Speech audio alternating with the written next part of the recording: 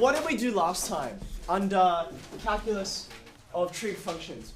I think, if I remember right, we established what all of the derivatives were. Do you remember that? So let's see how well we can remember them.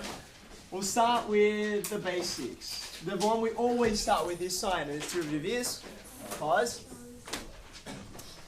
What follows the derivative of cos is negative sine.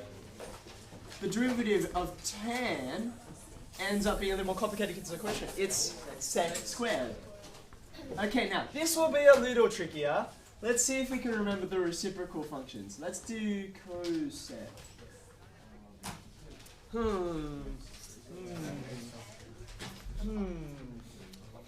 I think it has a cosec in it as well. What's the function that goes with it? I think it's cot. Now, by the way, one of the ways you can remember, negative sign? One of the ways you can remember that it's not going to be, say, cosec tan, is because cosec is 1 over sine.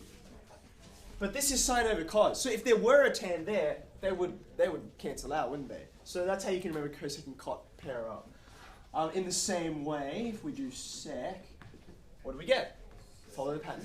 Sec tan. And last one.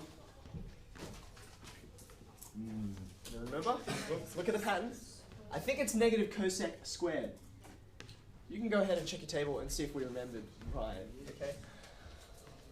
Great, fantastic. Now these are all just we said they're the rules, shortcuts, things that are trying to give you insights about these graphs, right?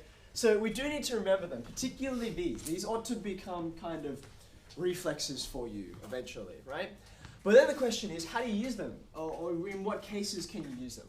What kinds of applications are there? Well, there's a few main ones, okay? For instance, there's graphing. Okay, we'll be doing some of the graphing. Now that we know how to differentiate trig functions, we can know where important features like stationary points and points of inflection, we can know where they are even if you don't get something nice and neat like these. These, you know where the features are. You know there's going to be stationary points at pi on 2 and 3 pi on 2, and you know the points of inflection and so on, right? But if I were to say change it a little bit, like say this, you'd be like, I'm sure it has stationary points, but don't know exactly where they are. But of course now we have calculus, we can determine them with great accuracy. Okay? So, graphing, what else might you use calculus of trig functions for? Have a think, what kinds of problem solving can you get, apart from just differentiate, when might you need to use the derivative for something? Say it again. Max min. Good. Max min. Okay. Now, max min questions that happen with trig, some of them can be quite tricky. You have to be careful when you're doing these because when you've got a trig function, right? What does that look like? It's this kind of thing. Okay. So the whole idea of a maximum there, well, there isn't only going to be just one. You're always going to get a whole series of them, right? But almost certainly, like, what kinds of shapes do trig functions turn up in? It's trig, right? You expect them in triangles, yeah? So for instance, a really, a classic example is, we might give you, say, an isosceles triangle, and say it's inscribed inside a circle, okay? And we would say, this has been posed many, many times, what's the maximum area, or what might be the side length for the maximum area of this triangle within the circle? Or maybe I should say, what should the angle sizes be to get the maximum area? Okay. Now it turns out that you want an equilateral triangle. Pretty sure anyway. Okay. But how would you go about that? You'd find your areas in terms of this. You'd be like half r squared, half ab sin c, and so on. Okay. But obviously not all of these values apply to this particular situation, do they? So you'll find a whole bunch of stationary points, but only some of them are important to you. Probably the cute ones in this case. Anyway, you get the idea. There's going to be restrictions implied on this that you have to be very careful for. All right? Now, I just want to have a look at one particular question. If you're there in 14H, let's have a look at question 6.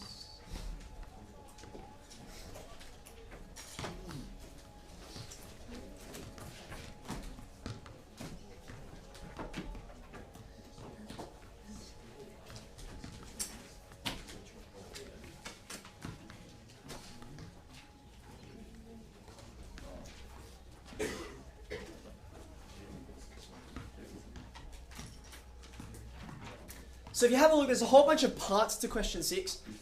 Essentially, this is what they want. They give you this pair of graphs, or this pair of functions which gives you one graph. They say, tell me what the features are, stationary points, points of inflection, and then draw it for me. Okay? Now, let's just give this a go now. Off the face of it, what would you do first? Differentiate. I think that's the right conclusion to draw. So, what's the derivative? Well, we just had cos goes to negative sine, and root 3 sine x would become root 3 cos x. Okay. So clearly the most important features that you initially want are stationary points. Okay. So I would say the derivative is equal to 0 for stationary points. In other words,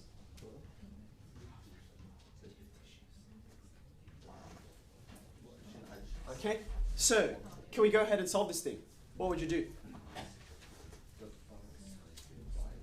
You take your sine the other side, like this. Okay, now what? I could divide by cos. Give you this. 3. And you could solve that, couldn't you? That would be fine. I think from memory, if you have a look at this particular question, no troubles come up when you do this. However, be careful. You can't just divide by things, right? Even though it looks pretty legit. Why not? Dividing by things can cause you problems when you're trying to solve an equation. What kind of problems can they introduce? You eliminate solutions when you divide, okay? When you divide, you eliminate solutions. How? So later on we might have not all the solutions there. What would we do potentially that would add more solutions that you'd have to check which might not be valid? Because if this eliminates solutions, what might introduce additional ones? Things like squaring, right? And multiplying by other things. You know, if I had a reciprocal here somewhere and then I multiplied through, you're increasing the order of the equation, sort of. Okay, I mean, it's not a polynomial, it's trig and stuff like that, but you get the same idea. Okay, so just be careful. How would I note that? What kind of restriction does this actually add on my solutions? So if I divide by cos x can't be 0, right? Right? Now, in the domain that I'm interested in, they actually give us a domain, don't they? Later on, they give us a domain.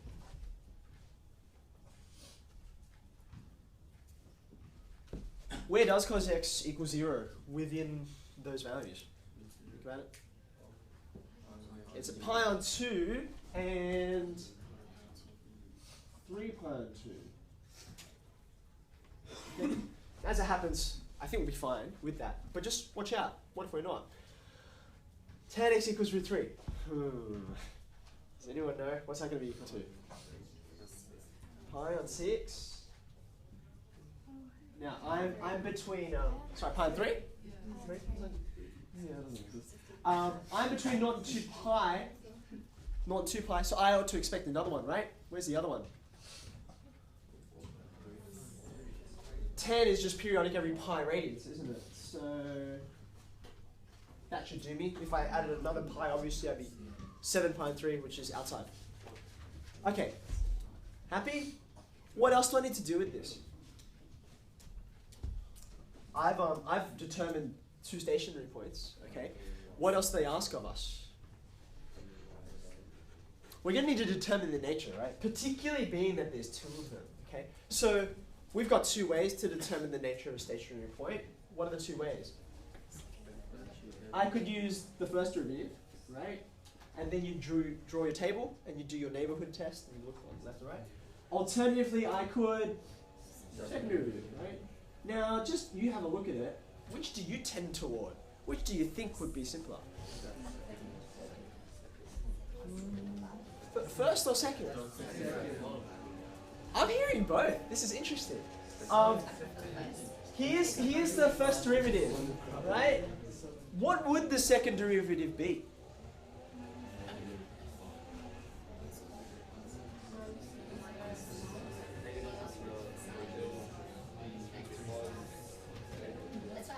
Can I give you an interesting idea? See, I haven't calculated or anything like that, but I'm pretty sure it's equal to that, isn't it? Isn't it?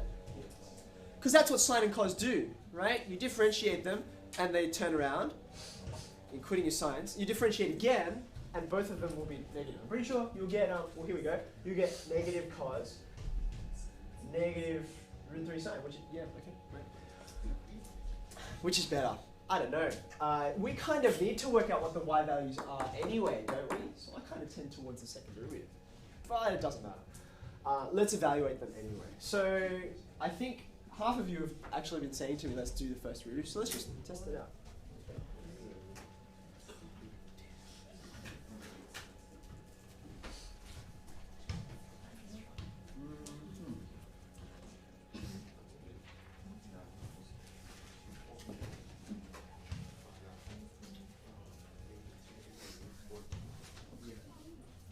Okay, now what values shall I test?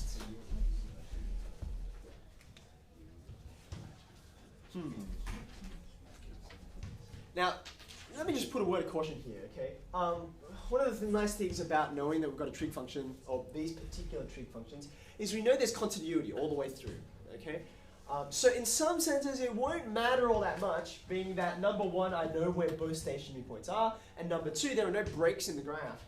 I can be quite far away from my station points and still get a reliable result, kind of, okay? So for instance, I could say 0, I could say pi would be between them, and I could say 2 pi. Because all of those, they do go in order, and that's fine, okay? Can anyone tell me why, in other circumstances, these particular values that are chosen might not be such a good idea? Any ideas? They're pretty far away. Remember, the whole graph, how wide is the whole thing, the domain I'm interested in? It's only like 6 and a bit units all the way across, okay? 6 and a bit radians, okay? Now contemplate the difference between some of these, like from here to here and here to here. That's actually quite a gap, like when you do the graph, okay? So I would generally say these are actually probably too far. If I didn't have a graph that I knew so much about and then I already have both stationary points. Pi on 3, what is that? I guess it's 1.05 or 1.04, something like that, right? So better values would be like, say, 1 and 1.1. Like they're really close, so you can know exactly if you're going positive and then negative, that's going to be a maximum, right? Whereas usually if that's so far away, it doesn't tend to be so reliable. But anyway, I think you're going to be okay here, but I'm just issuing the caution. What values do we get? I've picked 0 pi and 2 pi because they're very easy to evaluate for the first derivative. Let's try 0. Sine of 0 is 0.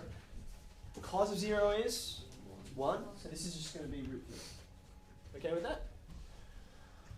Sine of pi is also 0. Cos of pi is negative 1. Okay? Can you, by the way, like I'm literally tracing that out in my head. I'm thinking about that. If you don't feel comfortable yet about graphing and that kind of thing, when you can do that in your head, you need to graph more so that it gets in there, okay? So we said that's equal to negative 1, which gives you negative root 3, I think that's what we said, okay? And at 2 pi, sine is 0 again, and cos will be back to 1. 3. Okay, so we've got positive, negative, positive, so you're doing this. Okay, so now I have the nature, all right? Great, I've done that. Is there anything else I need? Any other important features? They actually do ask, don't they? They want points of inflection, I'm pretty sure, okay? So here's my second derivative.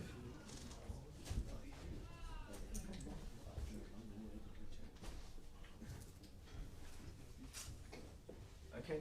Now, there's another handy feature that trig graphs have, which is that, remember how we said there's so much symmetry to a trig graph, all over it in like all these different kinds of directions, okay? So therefore, in this particular example, I actually don't need to do all that much work to find out where the points of inflection are, do I? Because if I know where the stationary points are, where would you expect the points of inflection to be? Right halfway between them, right? Right between them. So to take the average of those, that's 1 plus 1 over 2, that's going to be 5 pi on 6. 5 pi on 6. So, for points of inflection, there's going to be one at 5 pi on 6. You're going to expect anywhere else.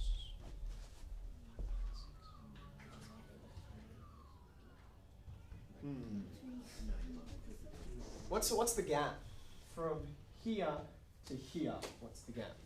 It's pi, isn't it? Okay. So therefore, I went from here to, sorry, I should say, stationary point at pi on 3. I've just said there's a point of inflection at 5 pi on 6. Then there's another stationary point at, what did I say? 4 pi on 3. Okay, so from here to here, that's pi on 2. Here to here, that's pi on 2. Where would you expect the point of inflection to be after that? Pi on 2 further. Am I still inside the domain? Am I still inside the domain? This is 8 pi on 6. And this is, what's this? This is 3 pi on 6. So when I add them, I get 11 pi on 6, which is still in the domain, I'm pretty sure. Have I done my numbers right? Yeah, check it out. Okay. Are you going to expect one over here? You're at pi on 3, and if you go back pi on 2, which one's bigger? Pi on 2 is bigger, so you're going to go past the origin. So you're not going to get one over here. Okay, there you go. 1, 2, 3, 4. I think you can graph it from there. Okay.